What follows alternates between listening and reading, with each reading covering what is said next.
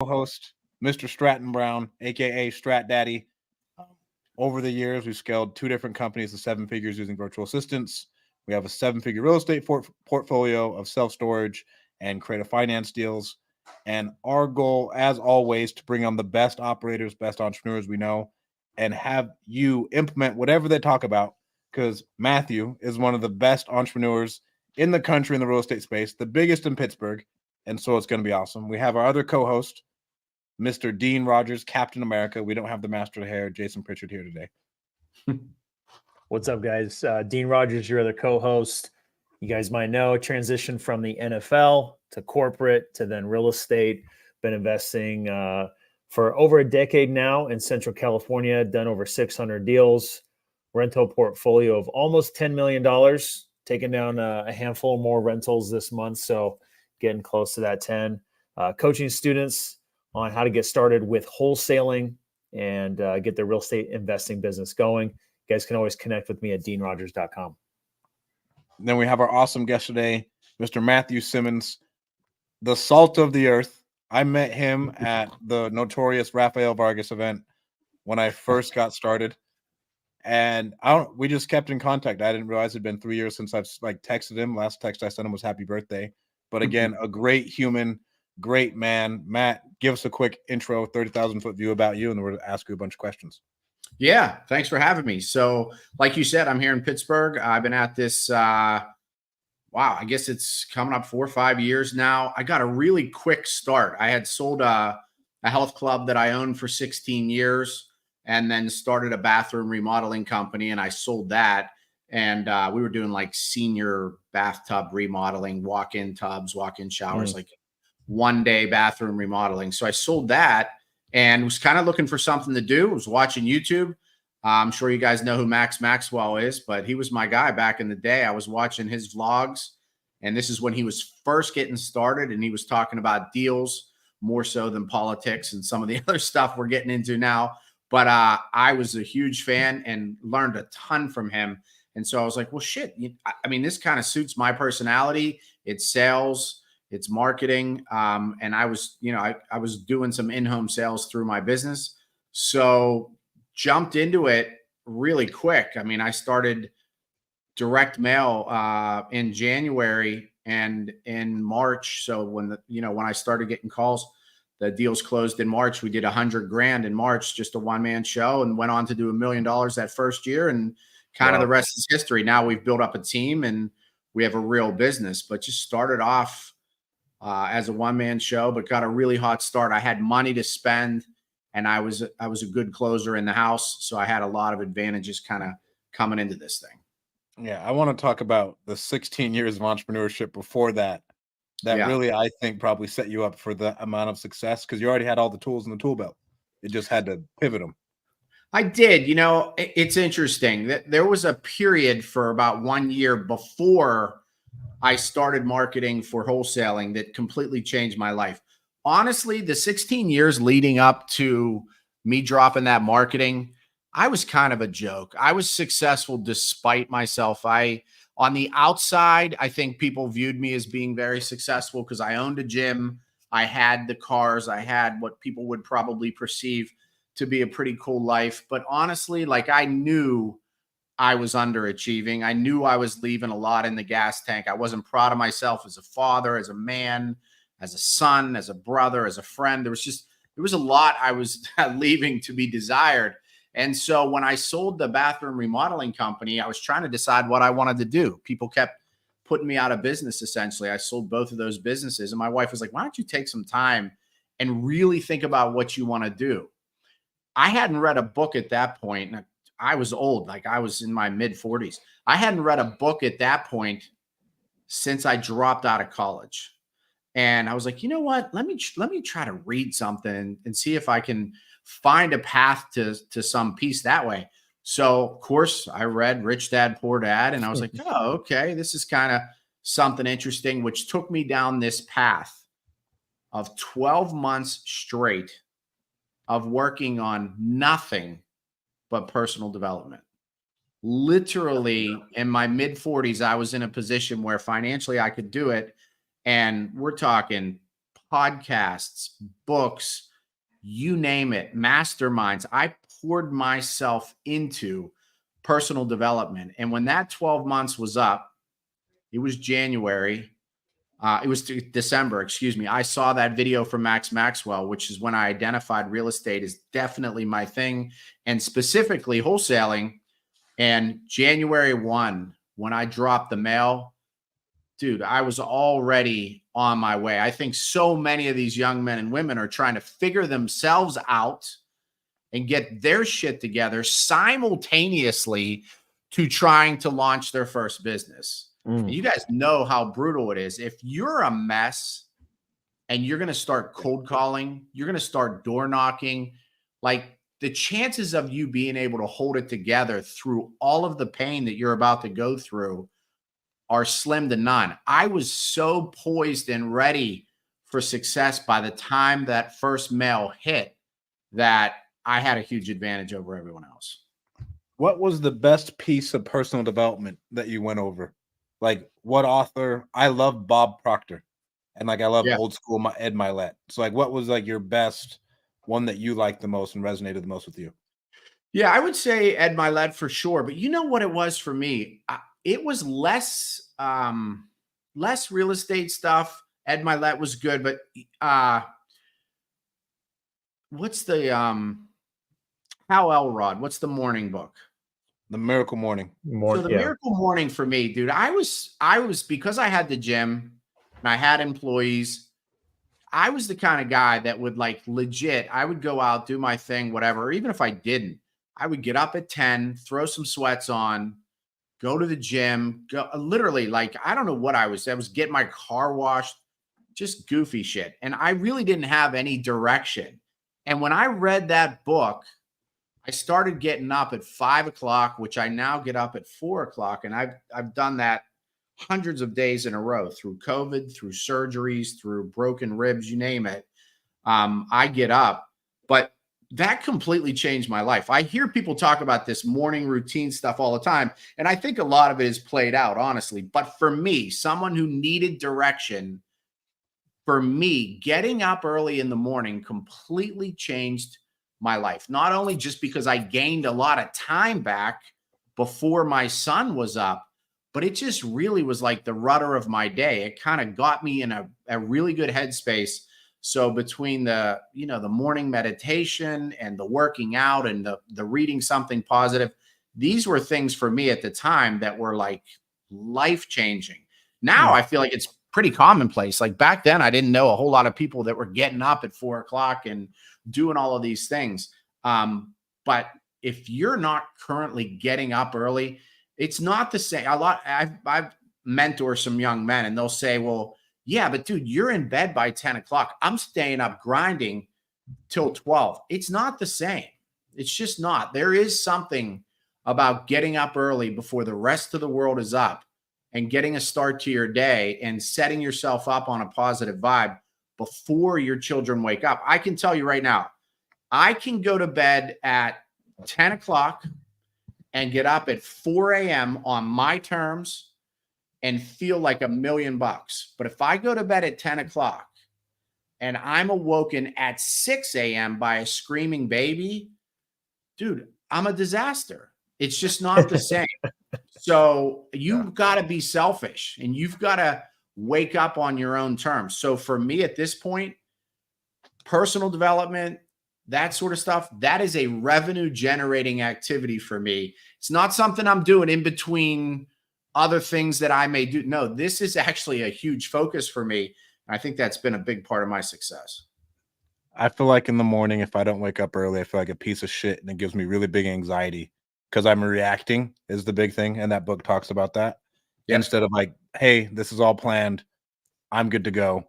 I can go attack it. And then I can knock out a ton of shit in that first hour of the day. Because I'm more of like a wake up and work. And then I can go do my other stuff. I don't really do meditation or anything else. And then one thing that I took from you, I still drink pre-workout when I wake up. That is like my coffee. Like that's easy. Like I have like a little bit of water, this much. I put it in. I'm good to go. It has been the secret to waking up early for me. So Yeah. Matthew, you seem like a super fit dude. What got you into starting your own gym, your own fitness club? Like, was that something you'd always wanted to do? Did you just kind of stumble into it? I'd imagine they're not an easy business to just start overnight. How did that happen? Yeah, definitely not an easy business, especially the way I did it back then. One common theme through all of my businesses. So I started off with vending machines. Obviously, that has the prospect of passive income. You know, you're selling stuff while you're not actively there. The health club definitely has the idea of passive income in that people are paying $29.95, $49.95 per month. And as you know, 70% of them never step foot in the gym. So you've got that recurring revenue. And then from there, the bathroom remodeling company, the reason I was even able to sell that as a viable business was I had a bunch of contracts with the state, and they were just basically faxing me over deals, jobs to go and do. But with the gyms, I think I was just always drawn to something with recurring revenue. I had read some things that talked about it. Obviously, fitness was a passion, but I was just drawn to the idea of recurring revenue. The gym itself, though, was a brutal business because unlike the gyms now, where there's minimal staff, they're open 24 hours and there's a key, whatever. No, this was like a legit. Did I just lose you? Yeah, we lost you, bro. Your webcam will work, dude. Yeah. All right. Let me see how to do that. Bear with me here. All right, talk about this. I think wholesaling is the worst type of recurring revenue business ever invented. I prove to differ. I mean, there is, unless you do it Dean's model, and I really like Keegley because the recurring revenue model is you have a bunch of people bringing you deals. Wholesaling, that client, their lifetime value is what that one deal is, and there's nothing else left. There is no recurring revenue, and it's essentially all project revenue. What are your thoughts on that? Hold on. I'm sorry. Do you want me to pull my camera up? Yeah, hit that settings button if you see that. What? Okay. Sorry. Settings And then on the you'll go bottom. Hit camera. Okay. There we go, baby. There we go. There we go. Yeah, I would have to disagree with you there, sir. Yeah, let's put Stratton in his place. Let's tell him. Yeah, it sounds like you got a shitty model if you're not having recurring revenue with your wholesaling. No, mine's very predictable. I mean, we have a system now where I know, unlike people who are doing flips and any other model, I know within a few percent essentially where I'm going to finish up this month, where I'm going to finish up this quarter, and where I'm going to finish up this year. It's pretty much a ratio based on my marketing spend. So for me, I can count on a certain number of deals every month because I know we're going to spend the money on marketing. I got my KPIs dialed in. If I spend $100,000 in marketing, I'm going to get this many leads. I'm going to get this many appointments and this many deals. And I know my average deal size is $18,000, and I can count on that month over month. Does it vary? Of course. Sometimes there are disappointing or even surprising months, but for the most part, I'm pretty dialed in and I have a really good idea of what it's going to be. Also, I'm not doing it. So it is passive in a sense. I manage my COO, but beyond that, I'm not actively involved in even managing the reps at this point.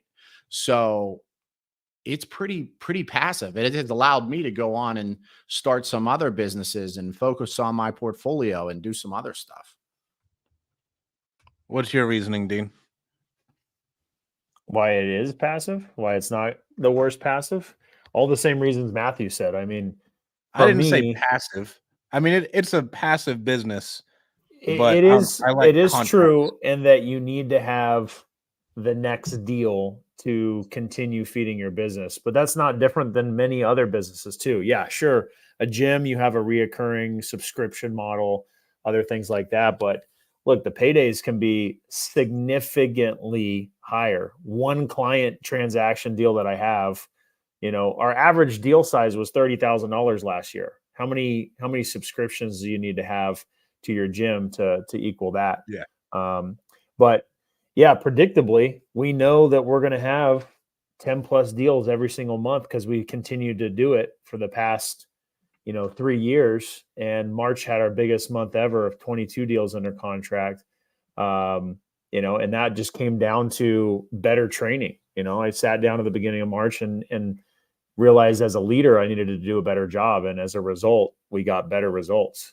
I'm here in the office right now doing some more training, and it's because of the results I saw from March. So it's very predictable. I'm not doing any of the work, taking any of the calls. I'm very hands-on because I choose to and like to, but I also at times completely take my hands off as well, and it still runs. So I love it. Real quick, Matthew, sorry, I'm gonna No get it worries. right, bro. How long did it take you to build it to this? When I met you, you were like going, but you weren't this big. Like you were still No. one of the top dogs, but you weren't this big. Yeah, no, this is last year was the first year we ever did 300 deals. We'll do that again this year. But I would say before that, we were in the low twos, mid twos. But we started off. So my first year was just a one-man show.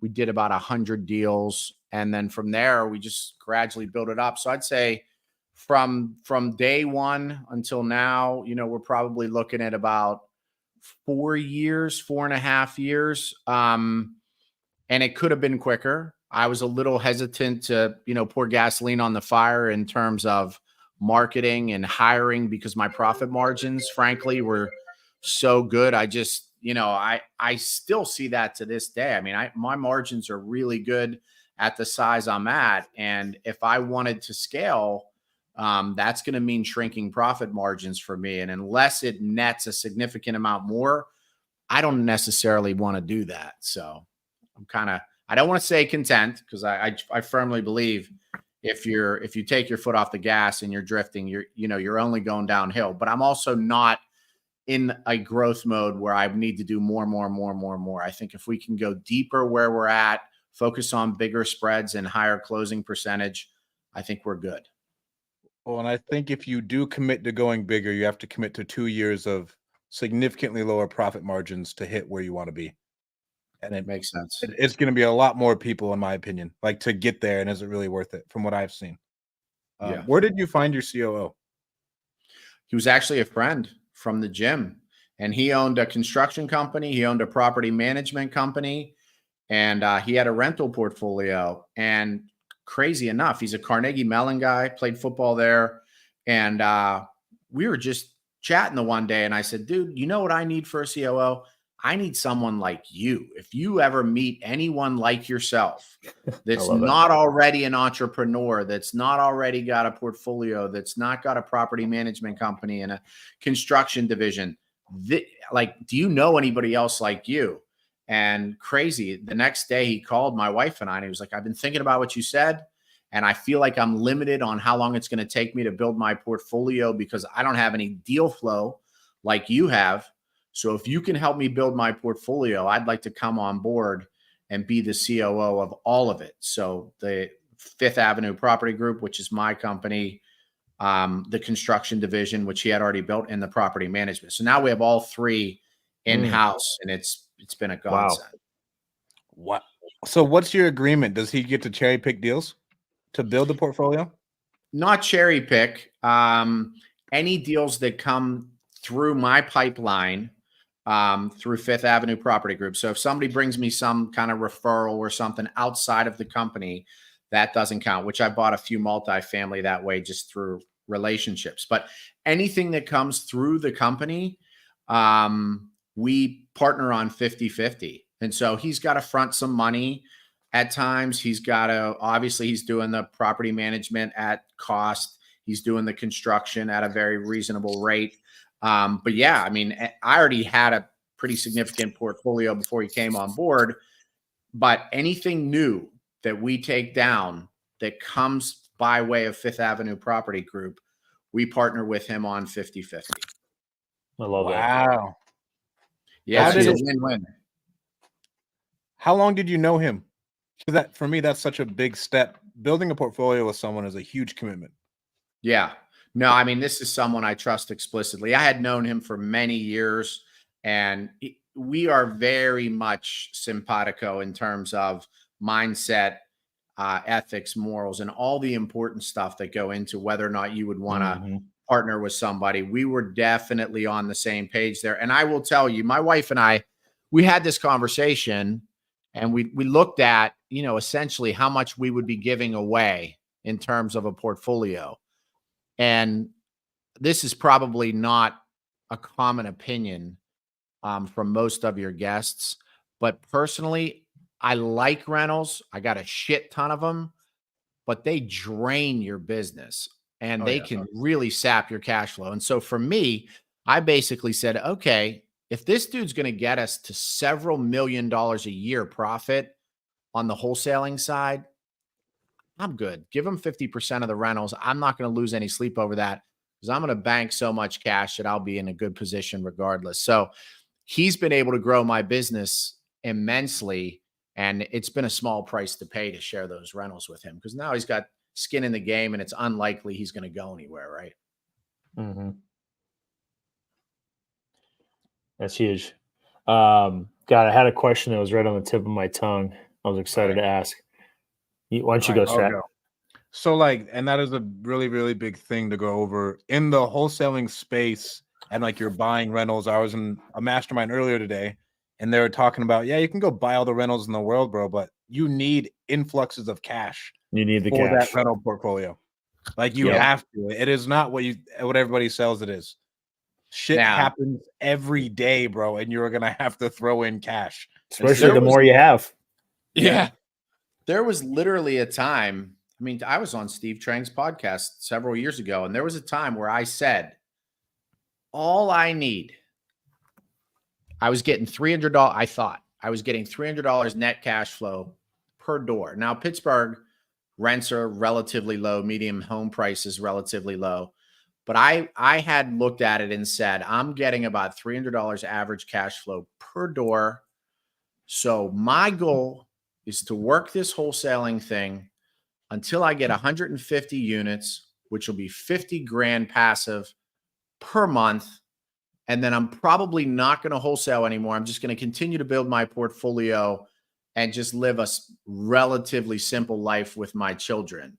Fast forward, we got 211 units, and I ain't sniffed nowhere near 50 grand in a month, nor do I anticipate doing so anytime soon. It's just, it doesn't work that way. And I think it's one of the biggest disservices these gurus do is they tell people, get into wholesaling. That's a good foundation because then you can buy rentals. No, wholesaling is the flex. Wholesaling is the business. It's not just a foundation. If you do it right, it's actually the whole deal. You can make millions of dollars a year. Of course, you can. I buy rentals now to offset taxes. I mean, that's the primary reason why I'm doing it. And certainly, I'm never going to regret rentals I bought, but I think it's a big disservice when we tell these young kids, like, yeah, once you start making 20 grand a month, get you a couple rentals and you'll be straight. No, it's going to drain your cash flow every month and you'll be strangled. You won't be able to spend more on marketing to grow that 20 grand a month to 100, 200, 300. Build the wholesale business and you will have an opportunity to keep rental properties when it's not so painful. But to think that the solution is just get up to a decent little wholesale business and then start buying, no, you're going to regret it. You're going to drain your cash flow and rob your business of necessary cash to grow it. Of all of its life, essentially. I always say your business is a baby, and your baby needs to be fed consistently in order for it to grow. And if it's feeding you and other things, it'll just die. It needs to be fed by itself for a very long time until it can start to help feed other things. Yeah. I could not have said that better myself. In fact, I'm going to use everything you said to regurgitate back to others, Matthew, because I keep saying, like, man, I was cash poor when I was only flipping houses. Cash poor always. And if there was a month where things delayed, gosh, was I like on the edge of my seat. And it wasn't until I started wholesaling first, only cherry picking and flipping the best deals and buying the best deals as rentals, where Yep. I'd have little to no money in it. And then, by the way, still have to feed that baby, as Stratton said, as I keep going on. You know, two coolers just went out on a duplex that I have. Had to replace both of those. I had the option: do I spend $4,000 on 2 new coolers, or do I spend $17,000 on new ACs and ducting? You know, like, these aren't $100 decisions. These are thousands of dollars decisions. And when you have many of them, it could be regularly, you know, thousands or tens of thousands of dollars. And that's just the nature of the game. And if you have just one property as a rental and the tenants move out and they trash it and you got to spend 15, 20, 30 grand, 40 grand to fix it up, and you don't have that money laying around, now that's a liability for you that's going to hurt you and take even more money out of your pocket. So yeah, you got to be prepared for it. And wholesaling, ever since I pivoted and focused back on that, completely changed my business. For you, Matthew, I'm really curious. Seems like you have a lot of structure, a lot of kind of command of how you do things. What are some of the things another thing I just want to highlight, you said you never read a book throughout your business, leading up to that. I'm kind of the same way. Like, there's things I learn from other people, whether it's podcasts, whether it's at events I go to, that are likely things that were learned from a book, but I don't specifically, read myself. How big was you focusing on reading, and do you spend a lot of time reading now? Yeah, I do. I mean, I'm at the gym a couple hours a day. And so for me, I don't need to, there was a time where I needed Drake to get me through a workout. Now I can listen to Audible and get a great workout. So for me, I'm still a book a week. That's where I was that year. I took a year off. I did 65 books. It was more than a book a week, but I'm pretty consistently now. I can do a book a week. It's not always a new book, right? I find a book I like. It's not about churning through, volume. I'll find a book I like and I'll re-listen to the same maybe 10 books 3-4 times throughout the course of a year. But for me, it's a lot of people find that they put the book down and they say, well, shit, like, I don't know that I really got anything really monumental out of that book. For me, it stacks, right? It's just, you're going to get little idea here, little idea here. It might plant a little seed in your head. Every book is not going to be, you set the book down and you're like, oh shit, now I got it all figured out. I finally know how to be rich. Like, it just doesn't work that way. It's going to take a lot of exposure. So for me, I like to read, because I have the time. I'm in the gym. I'm doing it. I'm already kind of listening to something anyways. And B, I'm just naturally not a super intelligent guy. So like, if I can go and I can listen to books about investing, it doesn't have to be real estate, but like wellness, health, longevity, how to rear your children properly. Like, that's not something I was taught. So I'm trying to learn all about different aspects of being a man, not just real estate. Yeah. I think you can personally increase your IQ. Like, I look at like where I was before, let's say in college, before I started going hard on reading books. No doubt about that. Yeah, And for the sure. type of person I am now and the way I can think about problems, solve things is completely different from where it was. To where, like, if you do think you're not very smart, just taking in all the other information from all the other people that came before you is going to put you leaps and bounds ahead of other people. Yeah, I agree. Skill and a muscle. Matthew, another question to build on that I want to go to is, as you've evolved into this leader, right? You had to be a leader in your other businesses, a business owner, a leader.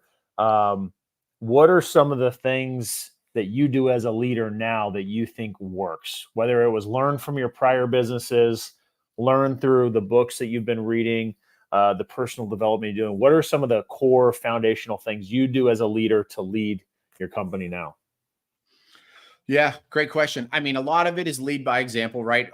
We have a culture here of personal development that emanates throughout the entire staff because it's so important to me, so important to my wife, and so important to my COO. And so they see us doing that. That's the kind of stuff we talk about. The most important thing that I've done as a leader, it's very, very obvious, and that is I've tried to find a way to find financial freedom for every single person on my team. My That's team wild. has rentals, right? That's how you get people to buy into what you're trying to do. As you know, I mean, Stratton, you kind of alluded to this earlier. Wholesaling is a grind. And if your acquisition reps and your leads managers are starting over every month at zero and they feel like they're just making you rich, there's not enough money in the world you can pay them that's going to keep them plugged in my estimation. What we've done, which has been huge, is we give these people opportunities to keep deals. We hook them up with financing if they need it. We obviously have the property management, we have the construction, we have the deal flow. So to me, if I have an acquisition rep that's making 200 grand a year and she's keeping 3 or 4 rentals a year, but she could go and work as a pharmaceutical rep and maybe make more than that. But they're certainly not concerned about her financial freedom. There's no retirement package they're giving her that's going to set her up the way I am. And so what we do in our meetings is we talk about what's your freedom number? How much do you need to make in order to be able to invest more? How many rentals over the course of your life do you need to have? What are your investments? Have you, do you have a will? Have you done your health insurance? Like for some of these young men that have kids, really investing myself because I'm not doing the deal underwriting anymore. So now I'm just pouring into these younger people. I'm almost 50. I'm pouring into these people with experience from my life that says like, man, I wish somebody would have grabbed me when I was younger and been like, dude, you don't have a Roth 401k. You don't have any health insurance. And you've got literally, I didn't have health insurance. You got a family. You don't have life insurance. Some just basic life skills that I just lacked. I've really poured myself into these people and, it keeps them around. They feel like I genuinely care because I do. So it's been good. That is like the epitome of servant leadership, in my opinion. It's amazing. What are your keys to building culture too? On top of that, like what are you guys consistently doing as far as rituals, routines that have become like staples to keep that culture going? Yeah, that's good. Every Friday is big for us. So it's just a different vibe on our Friday call. So Monday through Thursday and then Saturday morning, we're talking about deals. We're talking about, why didn't this one close? We're still waiting on the POA to be signed. Or why didn't you get this one signed? You said you were signing on Monday. The DocuSign didn't come through yet. And I'm listening in on those calls as my sales manager and my COO kind of navigate through that stuff. But on Friday, which is the call everybody looks forward to, we pick 2 people and we do a deep dive on their finances basically. And they have to be an open book if they want to participate. And who wouldn't want to participate? Because I'm pouring myself into these people, not just with my time, but I mean, I'm giving them discounts on deals. I'm helping offset the entry fee by matching some of that. We're holding a certain percentage of their commission in escrow, and then I match it. The one dude, he was making 150 grand a year driving a Maserati, and he had an opportunity to keep a rental. It was his first one. He was 22. He was all excited. It was a great deal. And the HUD came back and he was like, bro, I got to bring $8,200 to closing. I'm like, yeah, it's a $200,000 duplex in the city. It's going to double in value over the next 5 years. He's like, I don't have $8,200. I'm like, holy shit. Okay. So let's talk about this. What are you doing with your money? You got a Maserati, but you don't have $8,200. So we start walking through this. So what we've done now is we take a percentage of their commission if they elect, and we hold it in escrow and we match up to a certain amount, and that money stays in escrow until they get a deal. They pick a deal, and now they can deploy those funds. They don't have to worry about draining their checking account to close on a rental. They're not going to miss out on any rentals. So Fridays, we talk about finances. We talk about how much you got in savings. I know you said you were going to, open up that index fund with Vanguard. Did you do that? Where are you putting your money? How are you, did you do this? Did you do that? And sometimes it's, did you file your taxes yet? Like with some of these dudes, that's literally where we're starting. So we walk through that stuff on Fridays. 2 people are in the hot seat, and we go through their finances and we help them. And then we rotate through. So we've got 14 employees. So basically every 2 months, because we always miss a week here or there, every 2 months you're in the hot seat, which means 5-6 times a year, we're doing a deep dive on your stuff, and we're taking a look and seeing what we can do to help. Up to how much do you match that commission? That's insane. I love that. $7,500, because we found our average entry fee was right around 15. So we tell them, you put in 7,500 in escrow, I'll match the 7,500.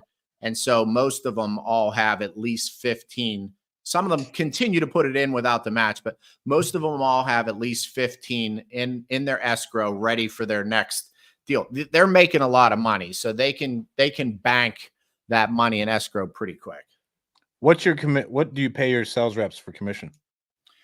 So we do straight commission, no salary. The average on the deal size, it's a sliding scale essentially based on deal size, and it increases, the percentage increases as the deal size increases. So it starts at 10%.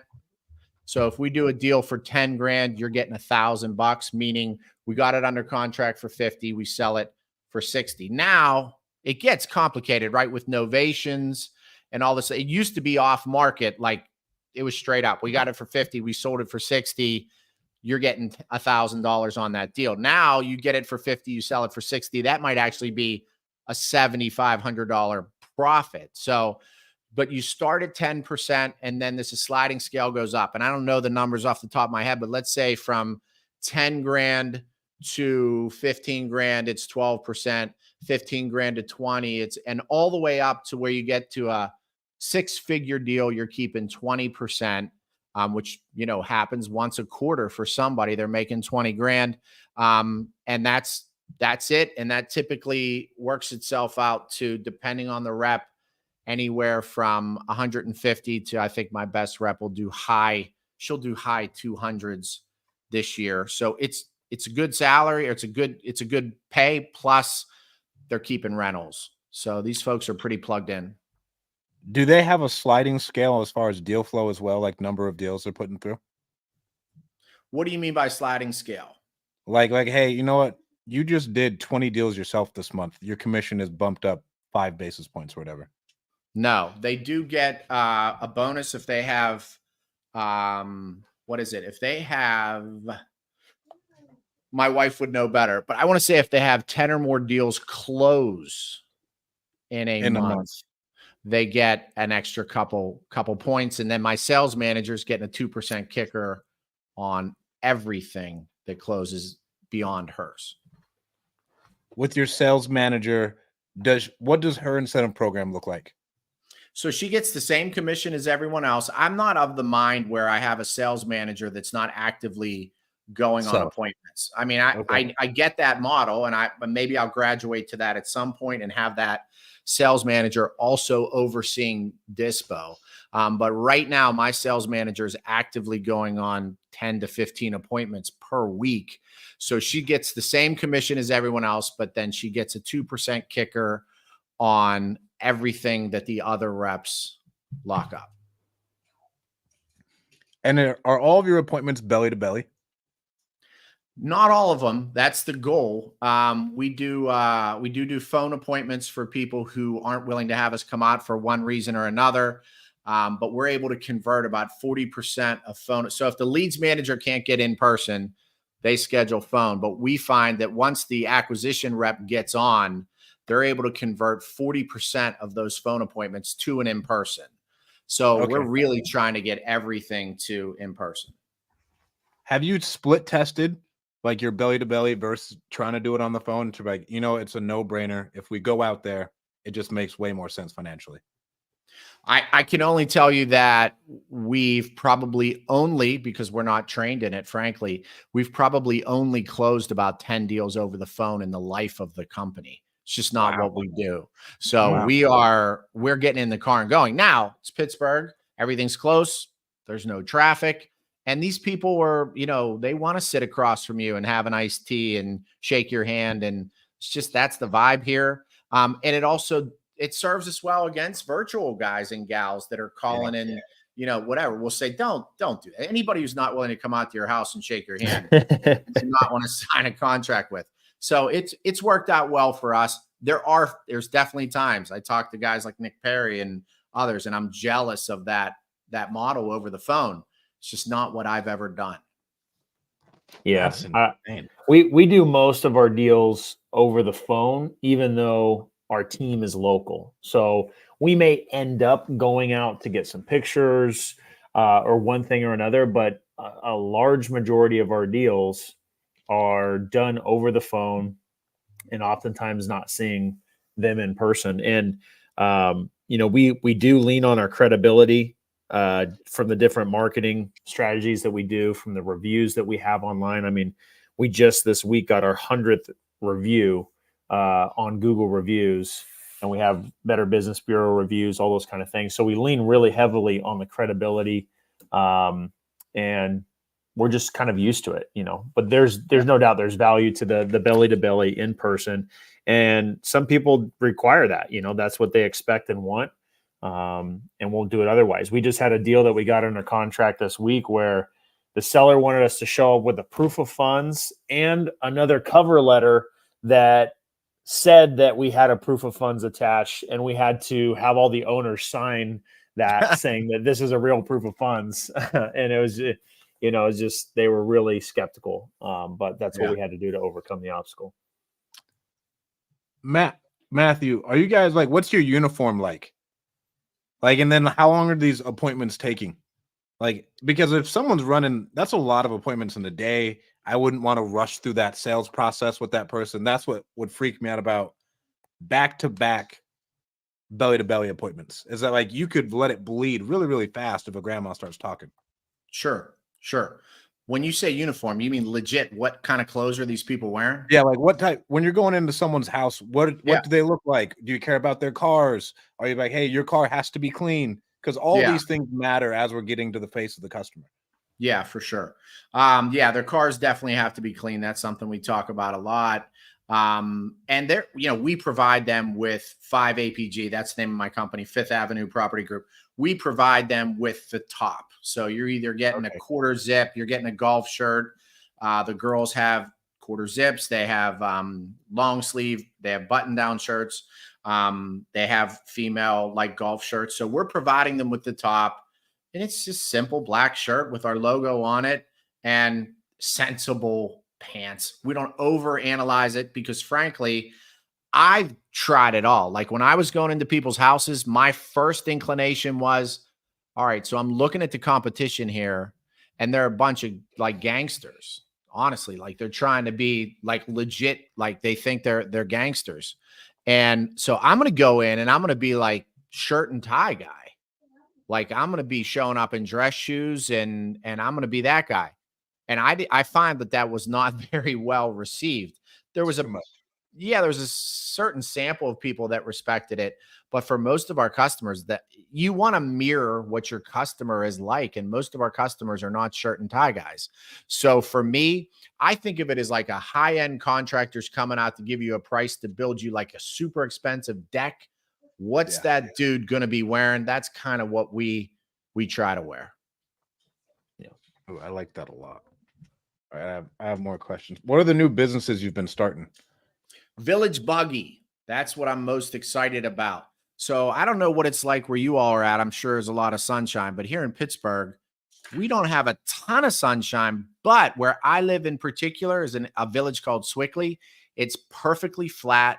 It's like a grid, and everything's 25 miles per hour. You can walk, you can bike, you can ride your scooter, whatever, to restaurants, the gym, school, YMCA, the whole 9 yards. So Village Buggy is a street legal golf cart business Golf carts are legal in Pennsylvania up to 25 miles per hour if they have the proper VIN. So I'm sure you've been to places in Florida and South Carolina, wherever, where everybody's cruising around on a golf cart.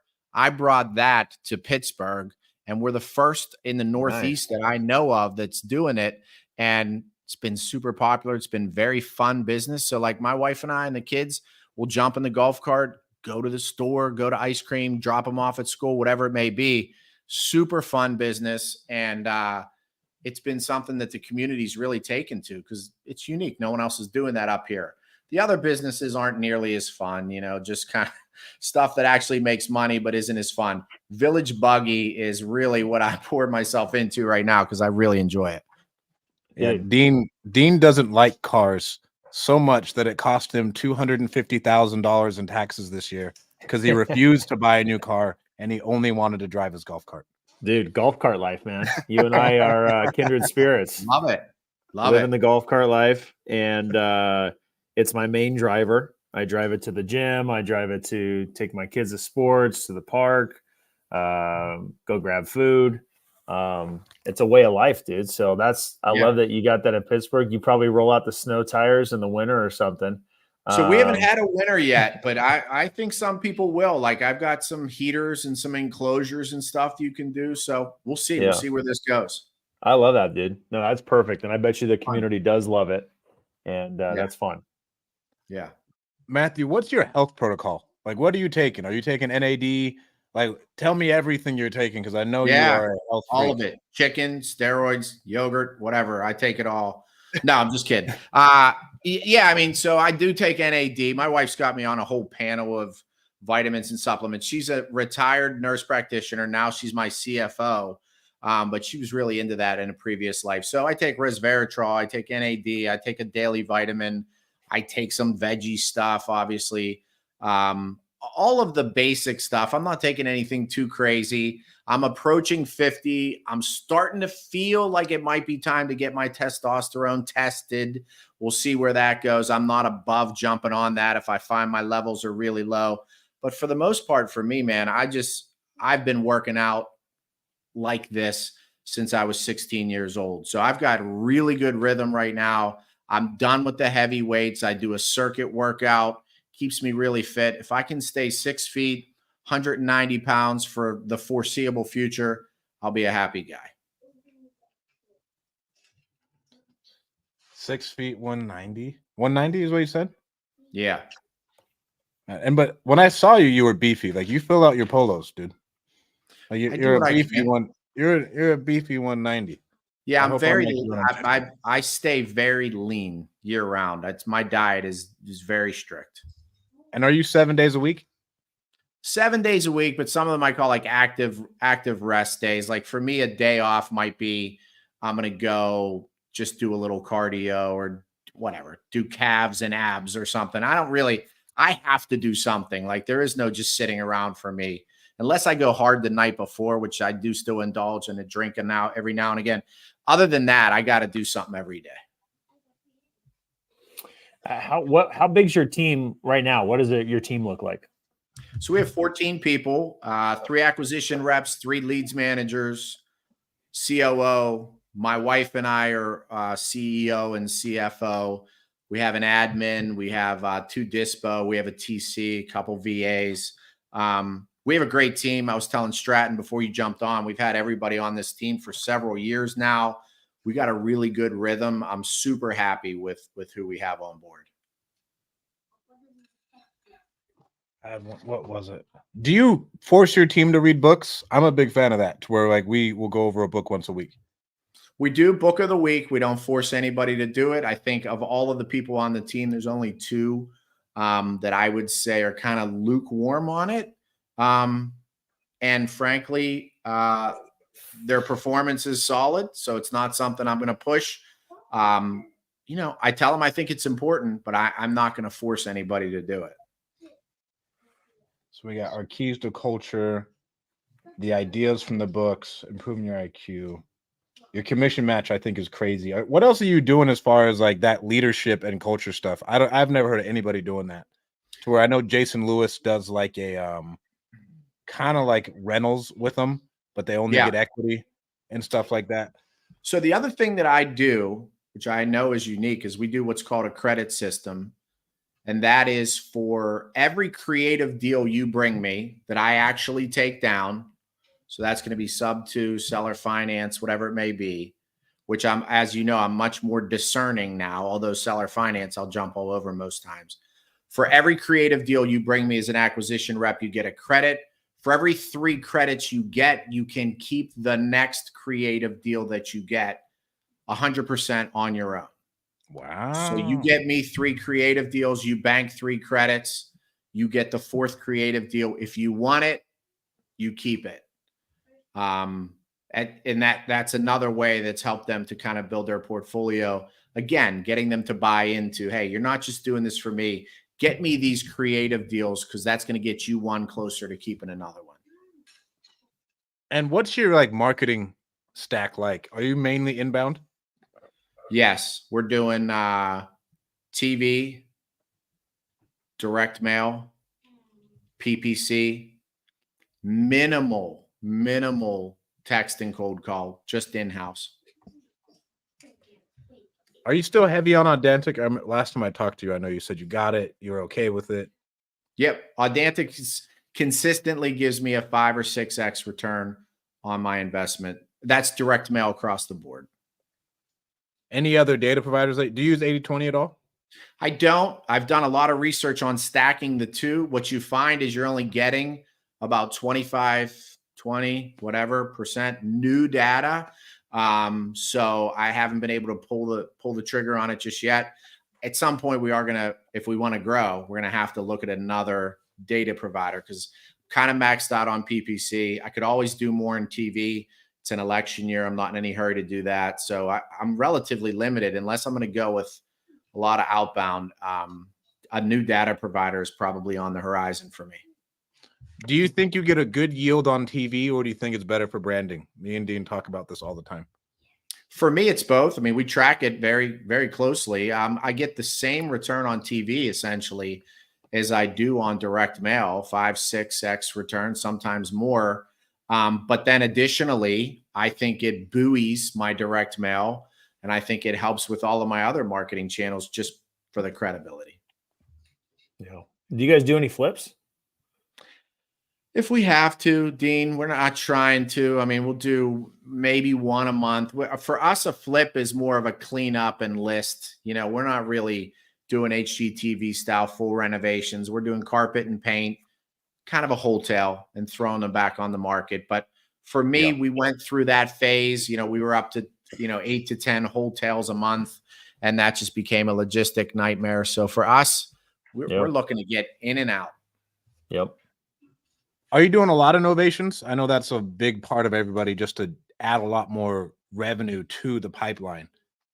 Yeah, I mean, I would say out of 10 deals we do, 9 are selling on the MLS. We don't do traditional novations. What?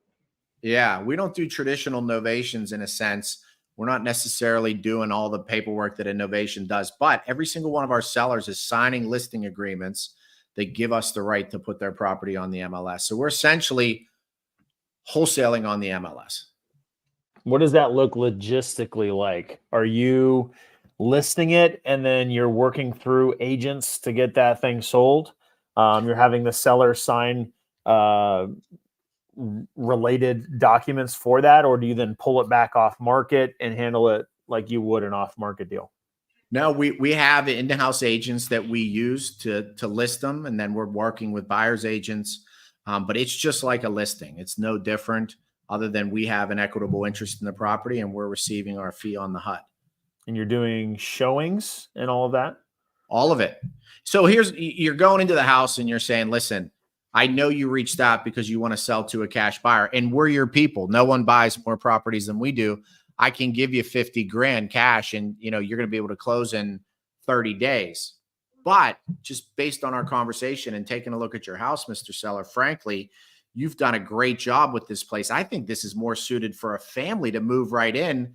I almost think we're kind of trying to fit a square peg in a round hole here by selling this to an investor, and no other investor is going to tell you that. But that's just my opinion. I think this is ready for a family to move in. So I can give you the 50 grand, but if you give me 60, 90 days and a little more access, I can give you 85.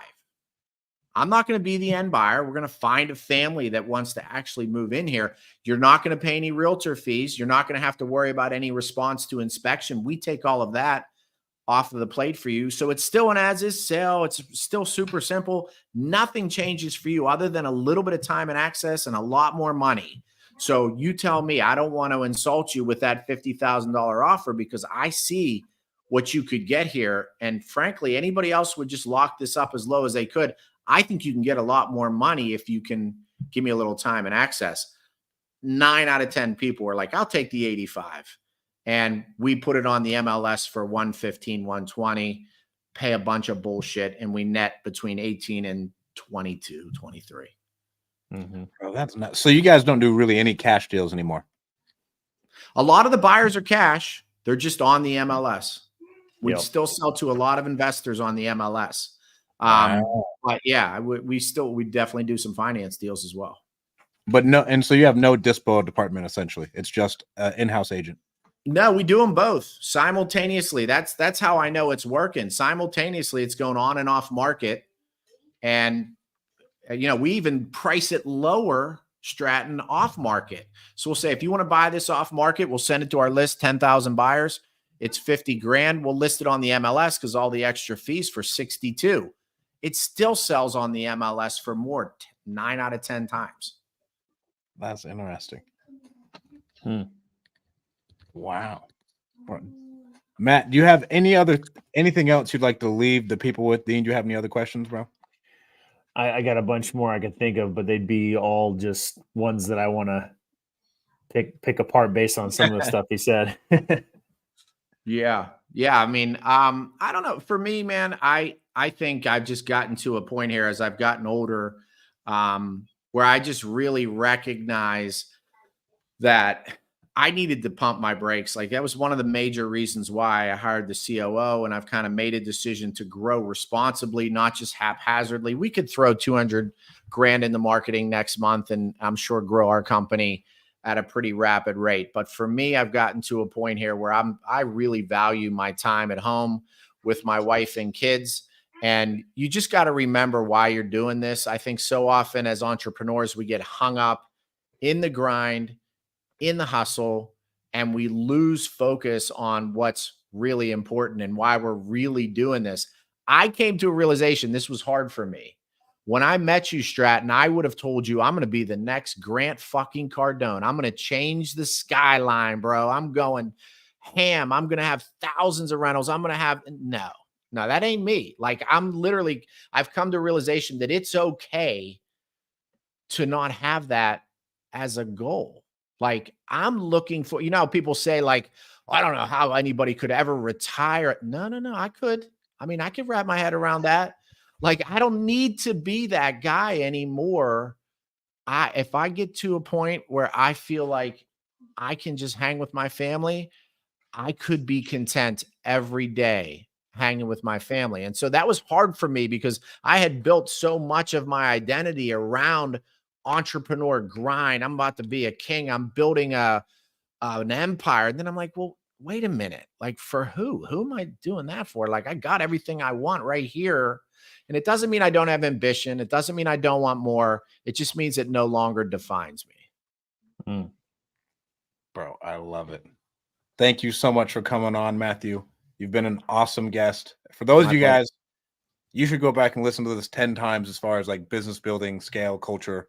I think those are the most important parts after you start doing a couple deals. Thank you so much for coming on again, Matt. And for those of you watching, we have the Deal Champs Summit this Friday and Saturday. You do not want to miss it. It's going to be awesome. We're almost sold out, which I'm super stoked about. It'll probably be sold out within the next day or so. And again, guys, thanks so much for tuning in, and we'll talk to you soon. Peace.